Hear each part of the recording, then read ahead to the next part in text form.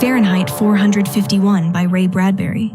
Imagine living in a world where your job is to burn books for a living. Not read them, not protect them, burn them. That is Guy Montag's life.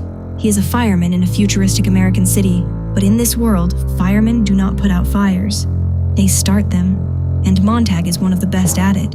He enjoys the heat, the flames, the crackling destruction. He takes special pleasure to see things eaten, to see things blackened and changed.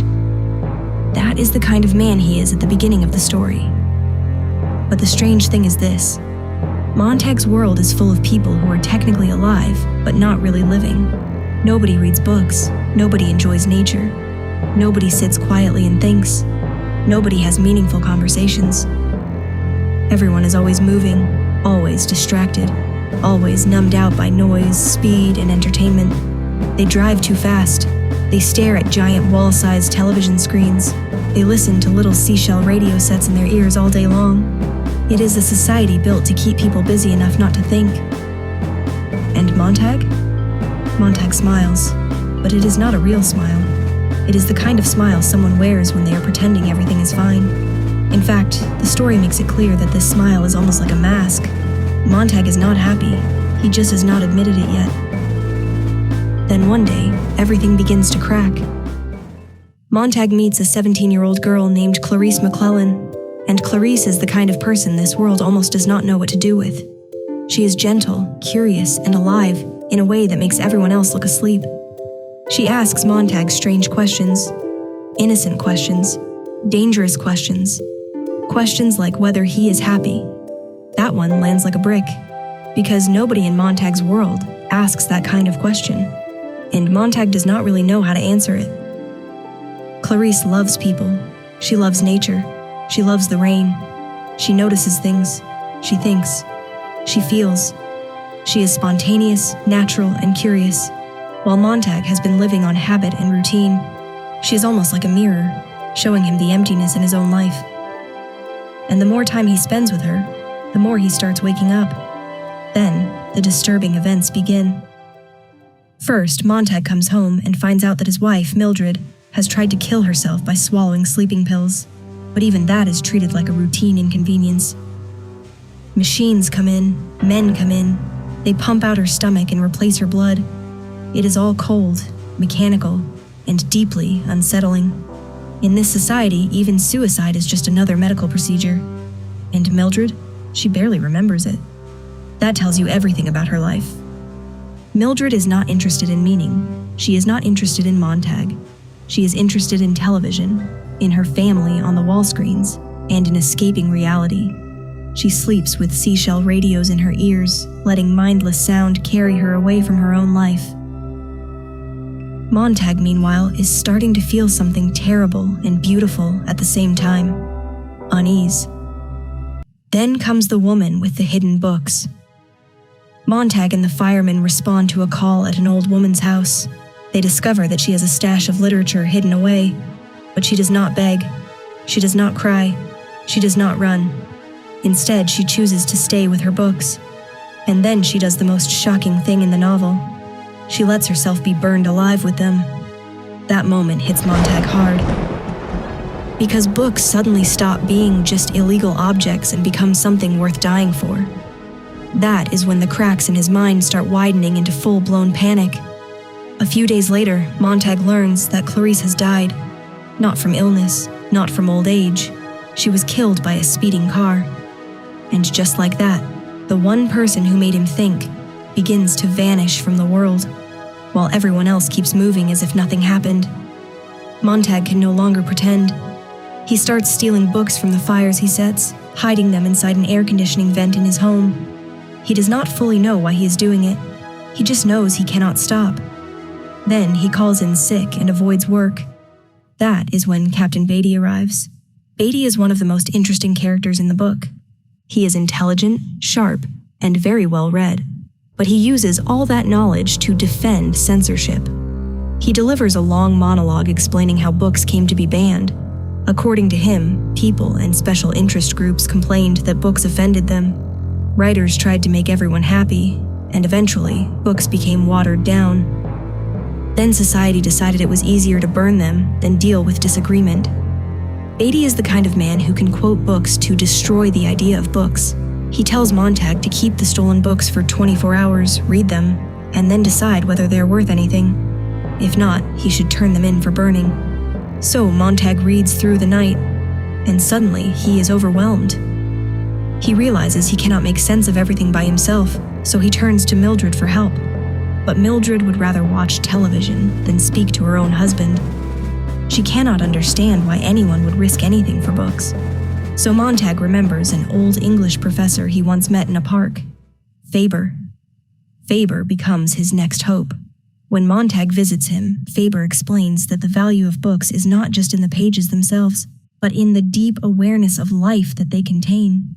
Books matter because they help people understand the world and understand themselves.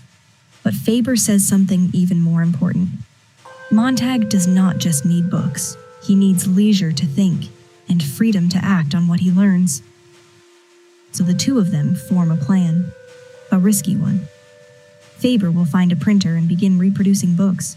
Montag will plant books in the homes of firemen, exposing them and helping destroy the system of censorship from within. Faber also gives Montag a tiny two-way radio earpiece called the Green Bullet, so he can listen in and speak secretly during the plan. Now things start getting worse fast. One day, Mildred's friends come over to watch television. They talk about their families and the possibility of war in the most shallow, absurd way possible. Their conversation is empty, frivolous, so painfully superficial that Montag can barely stand it. Finally, he snaps. He pulls out a book of poetry and reads Dover Beach by Matthew Arnold. And suddenly, the room changes. Faber whispers in his ear to be quiet. Mildred tries to explain that this is the kind of thing firemen do to show how useless literature is. But the women are shaken by the poem. They are disturbed, offended, and angry. They leave and report Montag. At the fire station, Montag makes things even worse by handing Beatty one of his books. But Beatty is ready for him. He bombards Montag with contradictory quotations from books, using them to argue that literature is confusing, unstable, and dangerous. In his eyes, books create conflict. They make people uncertain, and society prefers people who are entertained, not challenged. Then the alarm sounds, and the firemen rush out, only to discover the call is from Montag's own house. Mildred is already leaving in a cab, suitcase in hand. Montag realizes the unimaginable. His own wife has betrayed him. Beatty forces Montag to burn his own house. Then, once it is done, Beatty places him under arrest. But when Beatty keeps insulting him, Montag does the thing that changes everything. He turns the flamethrower on Beatty and burns him to ashes. He knocks out the other fireman and runs. The mechanical hound, this terrifying machine that has been sent after him, attacks Montag and injects his leg with anesthetic, but he manages to destroy it with his flamethrower. Even numb and shaken, he escapes with books hidden in his backyard. Then he hides those books in another fireman's house and calls in an alarm from a payphone. At this point, Montag is no longer just a fireman. He is a fugitive. He goes to Faber's house, where he learns that a new hound is already on his trail, along with helicopters and a television crew. The whole city is watching the chase on TV. Faber decides to leave for St. Louis to seek out a retired printer who may be able to help them. Montag gives him money and tells him how to remove his scent from the house so the hound cannot track him there. Then Montag takes some of Faber's old clothes and runs toward the river. He escapes into the water, changes into the clothes, and follows abandoned railroad tracks into the countryside. And there, he finds them. A group of renegade intellectuals called the Book People. They are led by a man named Granger, and they have memorized great works of literature and philosophy, so the knowledge will survive if the books are destroyed. They are a hidden network of people preserving civilization in their minds. Montag is welcomed among them. His role is to memorize the Book of Ecclesiastes. Then the war comes. Enemy jets appear in the sky and completely bomb the city into ruins. The society built on speed, noise, entertainment, and censorship is wiped out in an instant. And Montag, along with his new friends, begins the work of rebuilding. Now, at the end of all that destruction, the title suddenly makes perfect sense. Fahrenheit 451. The temperature at which book paper catches fire and burns. That title is not just a detail, it is a warning. This book is a powerful piece of social criticism about censorship, mass control, and the way media can numb a population into surrendering its own mind. Ray Bradbury shows how a society can destroy itself not only through war, but through the refusal to think, question, or feel deeply. What makes the novel so effective is Montag's transformation. He starts as a man who burns books without questioning them. He ends as a man trying to save knowledge. That change is what gives the story its force. And honestly, that is what makes Fahrenheit 451 such a brilliant book. It is not just about books, it is about curiosity, memory, freedom, and the courage to think for yourself. It asks a terrifying question: what happens to a society when people stop reading, stop reflecting, and stop caring about truth? Ray Bradbury was a master of that kind of warning. He wrote science fiction, but his real subject was humanity. He understood how easily comfort can become complacency, and how entertainment can become a trap when it replaces thought. That is why this book still matters. Because even though it was written in a different era, the fear at its center still feels alive. And maybe that is the real fire in Fahrenheit 451. Not the one that burns books, the one that burns inside a person when they finally wake up.